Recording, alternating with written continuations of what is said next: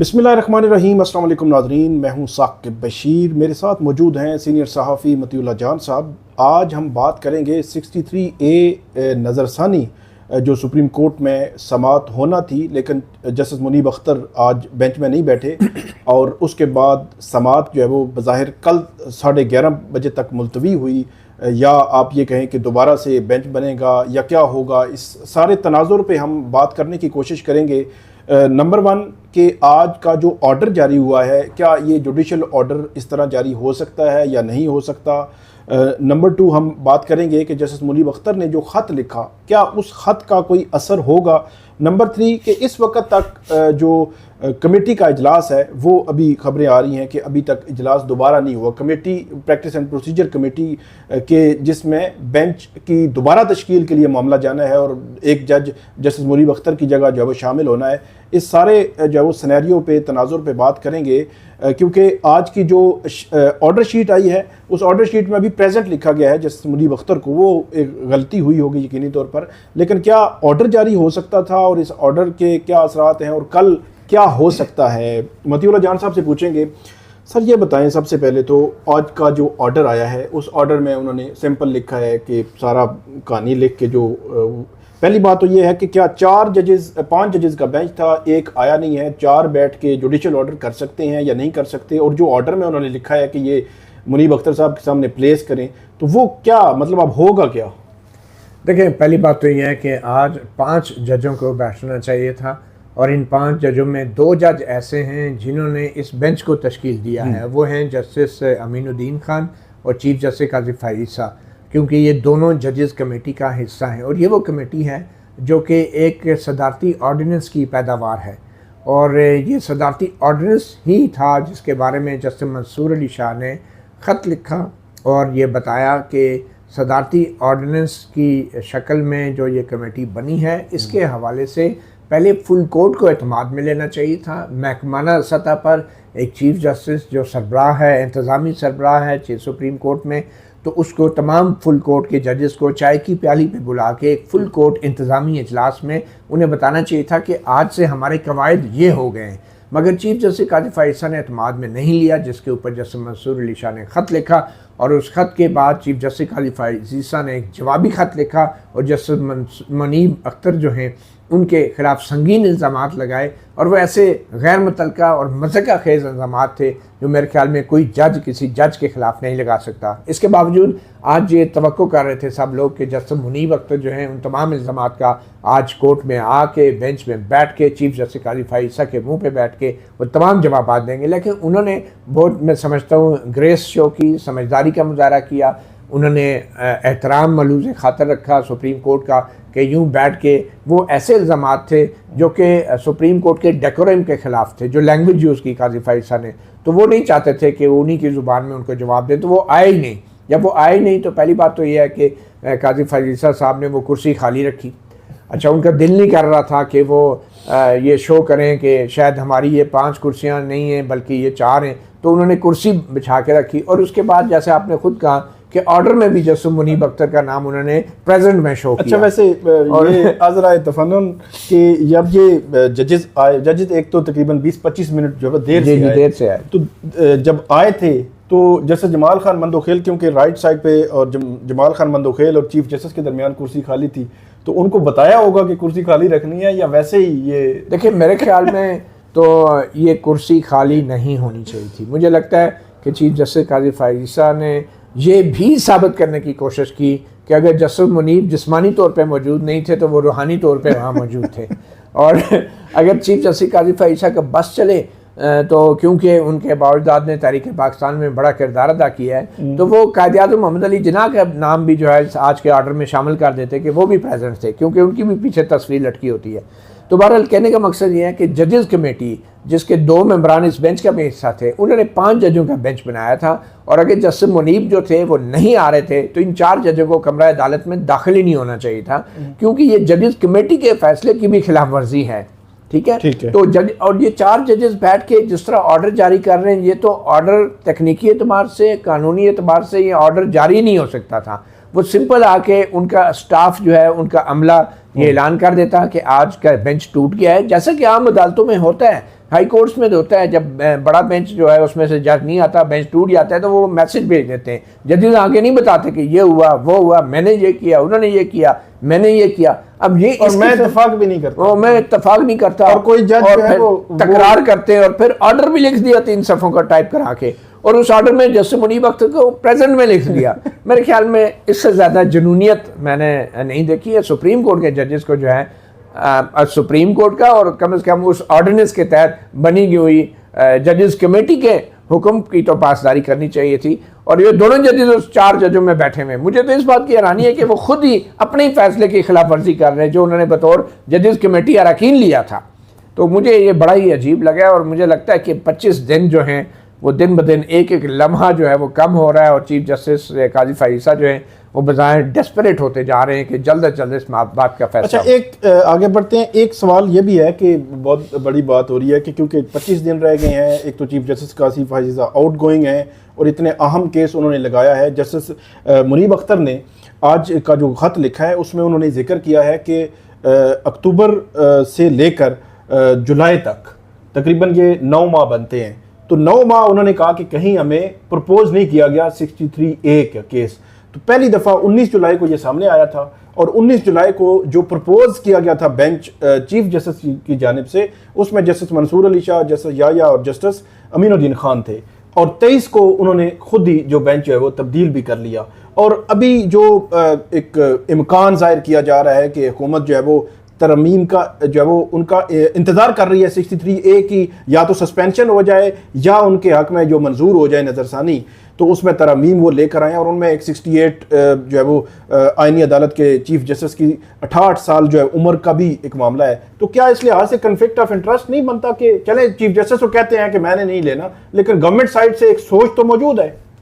देखिए, बिल्कुल ये बड़ा संगीन कॉन्फ्लिक्ट ऑफ इंटरेस्ट है, और हर गुजरते दिन के साथ चीफ जस्टिस काजी फाइसा का कॉन्फ्लिक्ट ऑफ इंटरेस्ट, उनकी डेस्परेशन वो बढ़ती जा रही है और वो नज़र आना शुरू हो गई है। तो मेरे ख्याल में जस्टिस मंसूर अली शाह के हवाले से जो पहले बेंच तजवीज़ किया था चीफ जस्टिस काजी फाइसा ने, उस वक्त वो ऑर्डिनेंस नहीं आया था, और ये जजेस की कमेटी जो थी वो चीफ जस्टिस की मर्ज़ी की नहीं थी, उसमें उनकी मर्ज़ी का एक जज रुकन नहीं था, तो वो अक़लियत में थे। तो वो 5 रुकनी बेंच जो पहले 63A की नज़रसानी के हवाले से तजवीज़ हुआ था वो मुस्तरद किया था उस कमेटी ने अक्सरियत के साथ, और वो शायद मिनट्स में भी उसका जिक्र है कि वो तजवीज़ था लेकिन वो कमेटी ने मुस्तरद कर दिया था। मगर फिर भी सवाल ये उठता है कि अगर पहले चीफ जस्टिस काजी फाइसा ये समझ रहे थे कि जस्टिस मंसूर अली शाह जो हैं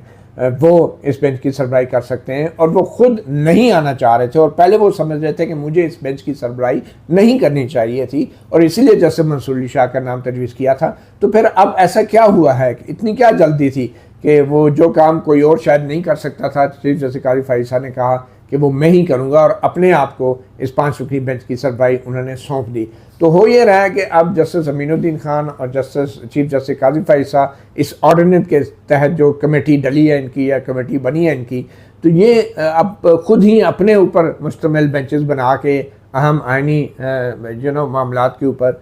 वो ये सारी कार्रवाई कर रहे हैं, और ये वाज़े तौर पे एक संगीन कॉन्फ्लिक्ट ऑफ इंटरेस्ट है। और इस हवाले से जस्टिस मुनीब ने आज ख़त में भी एक बड़ी ज़बरदस्त बात की है, उन्होंने बैन सतूर ये बात की है, लेकिन वाज़े तौर पे कहा है कि जस्टिस मंसूर वाला बेंच जो तजवीज़ किया गया था उस बेंच को अबेंडन क्यों कर दिया गया।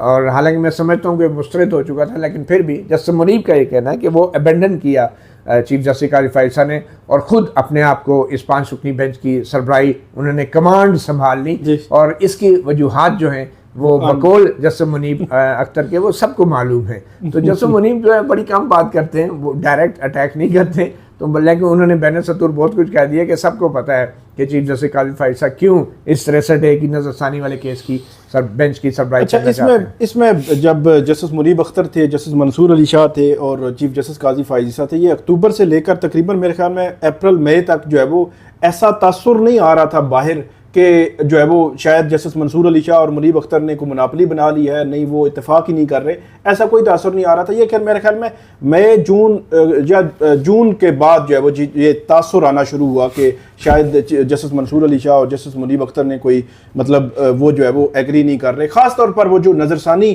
थी जे बल्लेवाल सॉरी जो मखसूस नशिस्तों वाली जो फैसले के 4-6 दिन के बाद उन्होंने दी वो लगाना चाह रहे थे चीफ जस्टिस, उससे उन्होंने इत्तेफाक नहीं किया था। लेकिन तकरीबन 9-10 माह में इन 2 जजेस ने कभी भी ऐसा नहीं किया। आज बैरिस्टर अली ज़फ़र ने भी चीफ जस्टिस को ये बताने की कोशिश की जिसको वो सुनना नहीं चाह रहे थे कि आपकी ऐसा कभी भी नहीं हुआ कि आपकी मौजूदगी के बगैर ही उन 2 जजेस ने, हालांकि वो अगर मेजॉरिटी करना है तो वो कर लेते,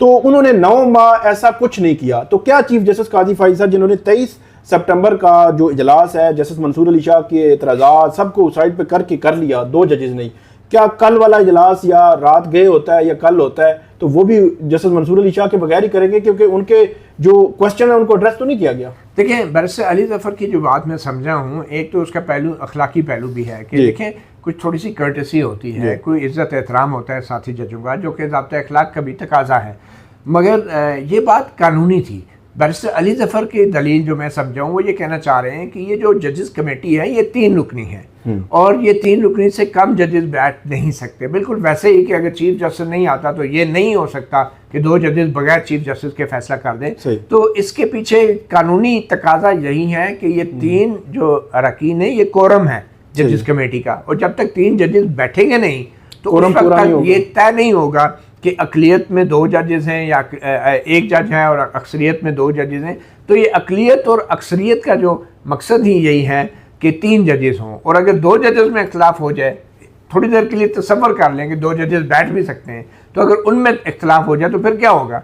फिर क्या कानून में ये पहले वाले किसी कानून में था कि चीफ जस्टिस किसी और को नॉमिनेट कर सकेगा? या इवन ऑर्डिनेंस के तहत भी अगर आप 2 जजों में लेट से एक ख्वाब देख लें कि जस्टिस अमीनुद्दीन खान जो है जस्टिस काजी फाइज साहब से इख्तलाफ कर रहे हैं, तो फिर क्या होगा? जजेस कमेटी तो फिर डिसफंक्शनल होगी ना, फिर तो कोई डिसीजन नहीं हो सकेगा। तो बैरिस्टर अली ज़फ़र यही कहना चाह रहे थे कि शायद ये कोरम ही 3 जजेस का है और जब तक ये 3 जजेस नहीं बैठेंगे उस वक्त तक डिसीजन नहीं होने चाहिए। और अगर जस्टिस मंसूर अली शाह नहीं बैठ रहे थे तो फिर चीफ जस्टिस को जो है इस हवाले से अपनी इनेबिलिटी शो करनी चाहिए थी, और इस मामले में कोई जल्दी नहीं होनी चाहिए, इसका कोई हल ज़रूर निकलना चाहिए। और ये मतलब हरगिज़ नहीं है कि अगर एक जज जो है जस्टिस अमीनुद्दीन जो उनकी मर्ज़ी का है और अगर जस्टिस मंसूर नहीं बैठ रहे तो चीफ जस्टिस दूसरा जज भी अपनी मर्जी का नॉमिनेट कर दे। ये नहीं हो सकता क्योंकि इवन के इस ऑर्डिनेंस में भी इस बात की गुंजाइश नहीं रखी गई कि चीफ जस्टिस 2 जजेस को नॉमिनेट करेंगे, वरना तो फिर चीफ जस्टिस घर में बैठ के बेंच बना लिया करें, फिर उन्हें सुप्रीम कोर्ट आने की क्या ज़रूरत है या जजेस कमेटी को बुलाने की क्या ज़रूरत है?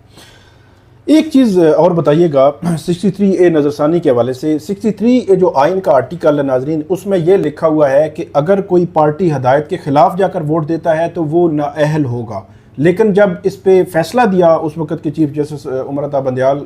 3 जो अक्सरियती फैसला था 3-2 का, तो उसमें यह आया कि नाअहली की मुद्दत तो पार्लियामान उसका तयन कर ले लेकिन वोट काउंट नहीं होगा। इसके हवाले से एक उसूली तौर पर जो मौक़िफ़ है मेरा भी और मतीउल्लाह जान साहब का भी कि आइन को री राइट नहीं करना चाहिए सुप्रीम कोर्ट को, जो आइन लिखा हुआ है वो पार्लियामान को करने दें, इसमें उसूली तौर पर। लेकिन उस वक़्त भी मखसूस सियासी हालात थे जिस वक़्त ये जब वो भेजा गया और उस पर सुप्रीम कोर्ट का फैसला आया, उसकी बेनिफिशरी भी PTI हुई एक लम्हे पे पंजाब में। तो आज भी मखसूस सियासी हालात हैं, तो इन मखसूस सियासी हालात को कैसे देखते हैं? चले वो तो चले, री राइट तो नहीं होना चाहिए। और चीफ जस्टिस जा रहे हैं, 25 दिन रह गए हैं, हुकूमत लिटरली इंतज़ार कर रही है कि कब हम पर जो है वो कौमी असम्बली और सेनेट का इजलास बुलाएं, 63A का फैसला हो। तो इन मखसूस सियासी हालात को कैसे देखते हैं इसमें?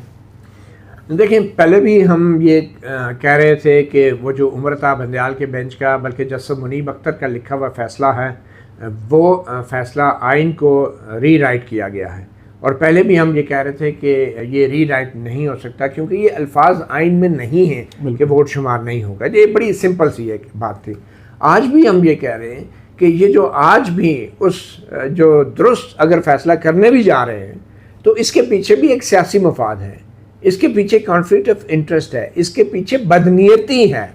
और वो बदनीयती जो है वो हुकूमत की भी है और माजरत के साथ वो मेलाफेडे जो है चीफ जस्टिस काजी फाइज ईसा की भी है, और उनके एक नामजद जो उनके फेवरेट जज हैं जजेस कमेटी में, उनको भी बेंच में जो शामिल किया गया है वो इसी नीयत के साथ किया गया है कि अगर काजी फायज ईसा जो है अपने आप को 63A के फैसले से अखलाकी तौर पे अलग भी ज़ाहिर करना चाहे तो जस्टिस अमीनुद्दीन खान जो हैं वो जस्टिस जमाल खान मंदोखेल और जस्टिस मज़हर आलम मियां खेल के साथ मिलकर एक अक्सरियत बना के वो ये करार दे दें कि 63A का फैसला ख़त्म किया जाता है। तो उसमें चीफ जस्टिस काजी फायज ईसा ये कहेंगे कि देखिए मैंने तो नहीं सपोर्ट किया था। तो उनकी लॉन्ग टर्म प्लानिंग यही है और इससे पहले जस्टिस अमीनुद्दीन खान बज़ाहिर ये कर चुके हैं मखसूस नशिस्तों के केस में, जिसमें उन्होंने बज़ाहिर तो चीफ जस्टिस काजी फायज ईसा और जस्टिस जमाल खान मंदोखेल से मुख्तलिफ पोजीशन ली थी, मगर हकीकत जो है वो यही थी कि वो मुख्तलिफ पोजीशन भी सिर्फ इस हद तक ली गई थी कि अगर जस्टिस जमाल खान मंदोखेल का मसालिहाती जो फार्मूला था कि कुछ सीटें दे दें पीटीआई को और कुछ हुकूमत को दे दें, वो अगर मान लिया जाता 8 जजों की तरफ से,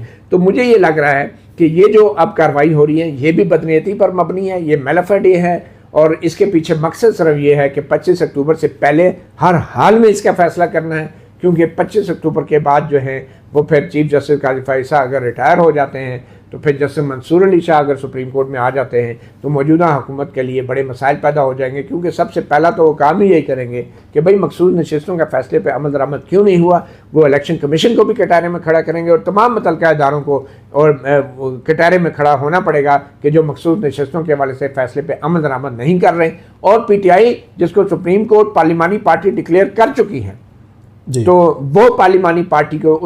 उसके बंदे तोड़ना जो है वो आईनी और कानूनी तौर पे नामुमकिन हो जाएगा। और 63A का जो फैसला है इसमें कोई शक नहीं है कि वो रीराइट हुआ, मगर ये कहना कि उसका फैसला 25 से पहले होना चाहिए और फिर ये कहना कि उस फैसले को जो इतलाक है वो मौजूदा मुजवज़ा आइनी मुसवदे पे होना चाहिए, ये दो मुख्तलिफ बातें हैं। तो अगर हुकूमत ये कह दे कि ये हम जो है ये आइनी तरमीम अब 25 अक्टूबर के बाद लाएंगे, तो मेरे ख्याल में सुप्रीम कोर्ट के अंदर भी जिन जजों के गुब्बारे में हवा भरी हुई है वो भी निकल जाएगी और वो इतनी जल्दबाजी का मुजाहरा नहीं करेंगे। कल क्या हो सकता है मुमकिन तौर पर? कल जो है वो क्या सिनेरियो आपको नज़र आ रहा है? मेरे ख्याल में जस्टिस मुनीब अख्तर ने जो ख़त लिखा है, जो उसमें वजूहात बयान की हैं, अगर वो थोड़ी सी शरारत करना चाहें, अगर वो उसमें थोड़ा सा स्पाइस अप करना चाहें सारे मामलात को, तो वो कल बेंच पे आ जाएंगे। और कल बेंच पे आने के साथ ही एक दफ़ा फिर वो जिन सवालों के और इल्ज़ामात के उन्होंने पहले जवाब नहीं दिए थे हिफ्ज़ मुक़द्दम के तौर पे, थोड़ा सा एहतरामन वो कल खुली अदालत में बैठ के उन तमाम इल्ज़ामात के जवाब दें जो चीफ जस्टिस काजी फायज ईसा ने अपने ख़त में जस्टिस मुनीब के कंडक्ट के हवाले से लगाए थे। मगर मेरा नहीं ख्याल कि जस्टिस मुनीब शायद इस हद तक जाएंगे। हाँ, अगर जस्टिस काजी फायज ईसा को लेकिन एक और भी सिनेरियो है, अगर वो मतलब इनएबिलिटी उन्होंने शो की थी, उन्होंने कहा कि इसको रिक्यूजल ना समझा जाए, कल भी अगर वो इसी किस्म की बात कर देते हैं कि मैंने जो अपना मौक़िफ़ देना था वो कल दिया है, आज दोबारा दे रहा हूँ कि मेरा ये इतराज़ात हैं और इनएबिलिटी है, रिक्यूजल ना समझा जाए, तो फिर 11:30 बजे फिर क्या होगा? मतलब क्या जो कमेटी है, जो बेंच कॉन्स्टिट्यूट किया गया है, कमेटी उस जज को निकाल देगी और नया जज डाल देगी? क्या आपको लगता है?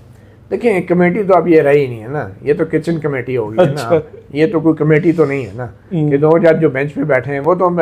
कोर्ट रूम से निकलते भी आपस में जो मशवरा करेंगे वो भी कमेटी का इजलास हो जाएगा। जस्टिस अमीनुद्दीन खान या जस्टिस काजी फायज ईसा जो हैं, ये तो अब एक किस्म की हाउस कमेटी होगी ना, घरेलू बात होगी है। शाम को अपने घरों से बाहर वॉक करते हुए कमेटी का इजलास कर लें, मिनट टाइप हो जाए और सुबह आगे ठप मोर लग जाए और ये जजेस कमेटी के मेंबर है, ये बेंच बन गया। ये वो वाली अब कमेटी तो रही नहीं है कि जिसमें कोई इख्लाफ की बात है, कोई इजलास होना है, कोई जहाँ पे जो है मिनट्स उसी वक्त टाइप होने हैं रियल टाइम में। अब ये वो वाला मामला तो रह नहीं, ये तो एक घर की बात हो गई है। तो कमेटी क्या फैसला करेगी? अगर जस्टिस मुनीब कल नहीं आते तो ये इतना मुझे यकीन है कि कल चीफ जस्टिस काजी फायज ईसा जो है, कल नहीं तो परसों जो है, वो सबसे पहला काम यही होगा कि जो सुप्रीम कोर्ट का 63A का फैसला है उस पर अमल दरामद रोक दिया जाएगा, उसको सस्पेंड कर दिया जाएगा, मुअत्तल कर दिया जाएगा। और जो ही ये मुअत्तल होगा तो उधर से पार्लियामेंट में जो है वो आईनी तरमीम का जो है वो बिल पेश होगा। और फिर देखना ही है कि PTI के कितने बंदे ऐसे हैं जो ऑलरेडी जिन पे हुकूमत ने या इदारों ने काम किया हुआ है और वो टूट चुके हैं और वो आईनी तरमीम में वोट डालने के लिए असम्बली में आएंगे। अब ये देखना है कि वो कितने लोटे हैं, कितने जो है बिकाऊ माल हैं, कितने घोड़े हैं जो PTI में होते हुए भी वो अपनी खिदमात जो हैं वो पेश करेंगे इस्टेब्लिशमेंट को भी और मौजूदा हुकूमत को भी आईनी तरमीम के लिए। और अगर आईनी तरमीम हो जाती है तो फिर 25 दिन तो बहुत ज़्यादा लगेंगे। 25 दिन तो बहुत ज़्यादा लगेंगे। फिर एक और भी सिचुएशन है कि हमारे यहाँ जो पॉलिटिकली कोई आइडियल सिचुएशन नहीं है, लोगों को टार्चर किया जाता है, लोगों को लापता किया जाता है, लोगों की फैमिली को हरासा किया जाता है, तरह तरह के लालच भी दिए जाते हैं, डराया धमकाया भी जाता है। तो मल्टीपल जो है एंगल से उसको घेरने की कोशिश की जाती है। तो किसी न किसी मामले में वो आ भी आता है, कभी एंटी करप्शन के नोटिस भेज दिए जाते हैं, कभी FIR में, तो कभी लालच भी दिया जाता है कि आप वजीर बना देंगे, कुछ बना देंगे। फिर ये भी ऑप्शन होता है कि अगर आप जो है वो नायल भी हो गए तो आपके किसी बंदे को अकोमोडेट किया। मल्टीपल चीज़ें हैं, मतलब कोई आइडियल सिचुएशन तो है कोई नहीं कि बंदा कहे कि 63 है मैं जी, वो बड़ा प्योरली उस बंदे पे है कि एक जो है वो पार्लियामेंटेरियंस है, वो सोचेगा और सोच के नहीं वो कहेगा कि ये ठीक है या ये ठीक नहीं है। तो ऐसी बात तो है कोई नहीं, क्योंकि पिछला ड्राफ्ट किसी जो है वो पार्लियामेंटेरियंस के पास भी नहीं था, वजीरों के पास भी, हुकूमत के पास भी, अपोजिशन के पास भी, सहाफ़ियों के पास, सिविल किसी के पास ड्राफ्ट ही नहीं था और रातों रात वो जो है वो उसकी मंजूरी करवाना चाह रहे थे। आखिरी सवाल मतीउल्लाह जान साहब कि कल बहुत मतलब अगर ये 63 मुअत्तल हो जाता है, नज़रसानी जो है वो फैसला मुअत्तल हो जाता है, तो ज़ाहिर सी बात है गवर्नमेंट के लिए तो खुला मैदान होगा। तो इसमें सुप्रीम कोर्ट की इंटरनली जो जजेस हैं वो भी कुछ सोच रहे होंगे, तो आपको लगता है कि उनकी तरफ से भी कोई लेटर, कोई चीज़ ऐसी आ सकती है कि ऑर्डिनेंस पर जो है वो फुल कोर्ट बुलाई जाए या आना चाहिए, या क्या आपको लगता है? देखें, जस्टिस मंसूर अली शाह जो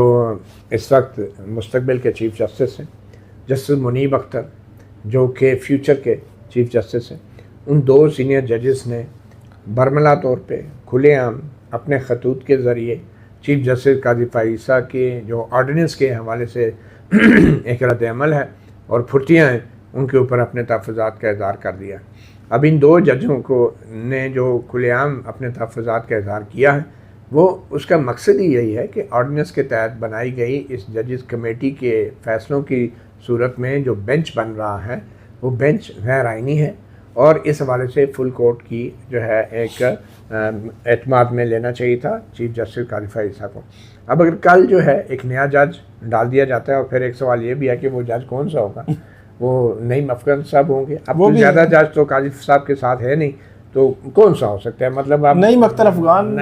अफगान है और एक शायद कोई और सरदार तारिक साहब। अच्छा, वो एडहॉक जजेस जो हैं वो एक और नया रोला है, जिसमें पहले ही जस्टिस मुनीब कह चुके हैं कि भाई हमने ये तय किया था, जुडिशल कमीशन के एक इजलास में ये फैसला हो गया था कि इन्होंने कौन से केसेस करने और पॉलिटिकल केसेस नहीं देने। ये जुडिशल कमीशन के अंदर ये तय हुआ था कि पॉलिटिकल केसेस ये नहीं देने। इसके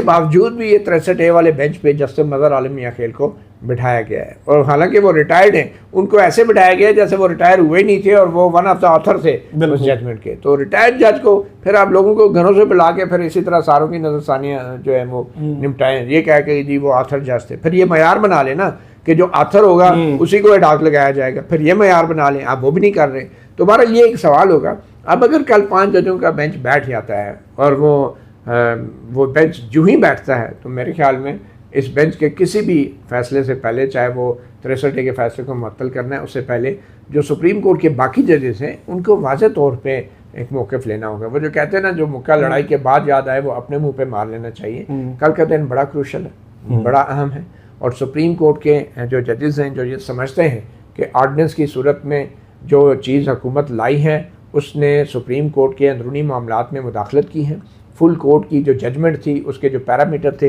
उसकी खिलाफ वर्जी की है, तो मैं समझता हूँ उन जजों का खामोश रहना जो है वो उनके हल्फ की खिलाफ वर्जी होगी। और उन जजों को चाहे उनकी तरफ से कोई ख़त आए, चाहे उनकी तरफ से गैर रस्मी इजलास हो, चाहे उन जजेस की तरफ से जो है कोई चीफ जस्टिस को ख़त लिखा गया हो, मेरे ख्याल में कल का दिन बड़ा क्रूशल है। It's a turning point, it's tomorrow और नेवर। बिल्कुल, बहुत शुक्रिया मतीउल्लाह जान साहब ने बड़ी तफसील के साथ बताया कि जो आइनी तरामीम है, 63A है, बेंच है, कल क्या होगा, जस्टिस मुनीब अख्तर क्या कर सकते हैं, और चीफ जस्टिस काजी फ़ाइसा तो तैयार बैठे हैं कि 25 दिन है, दिन कम है और मुकाबला भी सख्त है और काम भी बहुत है। तो आपको अपडेट करते रहेंगे नाज़रीन, हमें फ़ीडबैक दीजिएगा। अल्लाह हाफ़िज़।